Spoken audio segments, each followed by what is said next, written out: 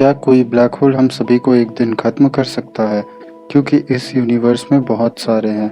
क्या दिखेगा आखिर हमें ब्लैक होल के अंदर जाने के बाद?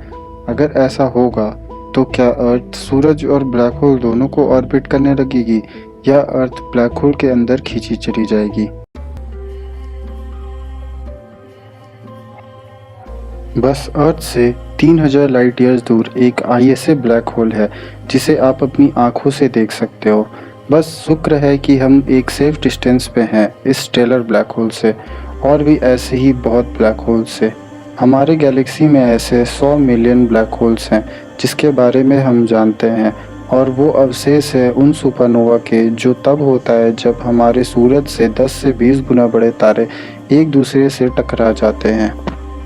स्टेलर ब्लैक होल जो बहुत कॉमन माने जाते हैं, जिनकी डायमीटर्स लगभग 16 किलोमीटर होती है, और फिर आते हैं इनसे भी बड़े सुपर मैसिव ब्लैक होल्स जिनकी डायमीटर्स लगभग हमारे सोलर सिस्टम जितनी होती है और मास लगभग हमारे 1 मिलियन सूरज जितनी, और वो भी एक साथ।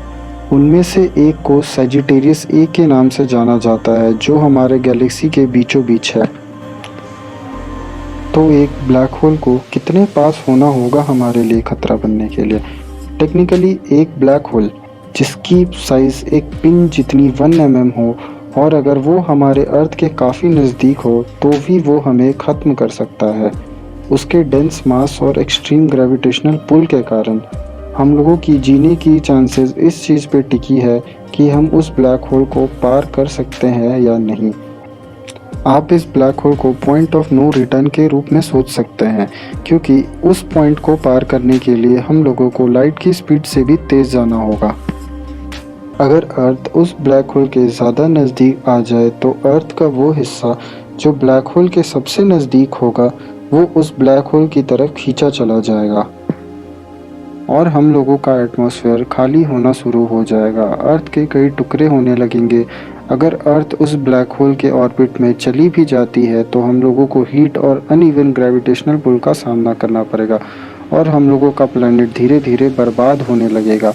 बहुत ही ज़्यादा इंटरनल फ्रिक्शन के वजह से ये अर्थ का कोर बहुत ही ज़्यादा गर्म हो जाएगा, जिस वजह से अर्थक्वेक, सुनामी और वोल्केनो फटने जैसे डिज़ास्टर्स आने शुरू हो जाएंगे, और लास्ट में अर्थ स्ट्रेच होने लगेगी, और इस प्रोसेस को कहा जाता है स्पेगिटिफिकेशन। एक regular size stellar black hole के केस में स्पेगिटिफिकेशन कुछ 100 किलोमीटर्स पहले से शुरू हो जाएगा, पर एक सुपर मैसिव ब्लैक होल के केस में फिजिसिस्ट का मानना है कि स्पेगिटिफिकेशन उसके अर्थ के बहुत करीब आने के बाद शुरू होगा, उसके बहुत बड़े साइज में होने के कारण। इससे फ़र्क नहीं पड़ता कि ब्लैक होल कितना बड़ा है, कोई भी चीज़ अगर ब्लैक होल के अंदर जाएगी वो इंडिविजुअल एटम्स में टूटकर बिखर जाएगी, चाहे वो इंसान हो या कोई प्लैनेट या फिर कोई स्टार, और हम लोगों का सोलर सिस्टम बर्बाद हो जाएगा। सूरज और बाकी प्लैनेट्स का बैलेंस बिगड़ सकता है, जिसके कारण वो एक दूसरे से टकरा जाएंगे, और इस वजह से हमारे एस्टेरॉयड बेल्ट्स हमारी तरफ खींचे चले आएंगे। लगभग 200 एस्टेरॉयड जिसके बारे में हम जानते हैं टोटल 5,52,892 में से वो लगभग 100 किलोमीटर से भी ज़्यादा बड़े हैं। अगर उनमें से एक भी हमारे प्लैनेट पे गिरा तो हम ब्लैक होल के अंदर जाने से पहले ही ख़त्म हो जाएंगे। जितने भी मैटर है हमारे सोलर सिस्टम में वो ब्लैक होल की तरफ खींचे चले जाएंगे, जिस वजह से एक बहुत ज़्यादा अमाउंट में रेडिएशन निकलेगा। अगर किसी तरीके से हम एस्टेरॉयड से बच भी जाते हैं तो रेडिएशन से नहीं बच पाएंगे।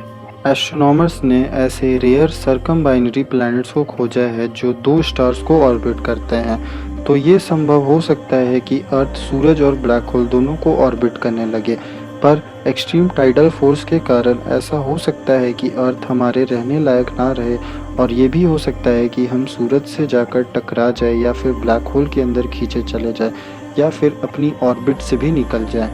पर ऐसा कोई आउटकम नहीं है जिसमें हम बच सकें, पर ऐसा हो सकता है कि हम कोई ऐसा स्पेस शटल बना लें और इस प्लैनेट से निकल जाए, तो भी हम यूनिवर्स से अनजान होंगे।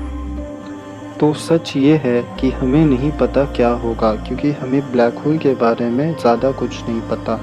क्या हम किसी और डायमेंशन में पहुंच जाएंगे या फिर किसी और पैरेलल यूनिवर्स में, और ये भी हो सकता है कि हम पहले से किसी ब्लैक होल के अंदर हों।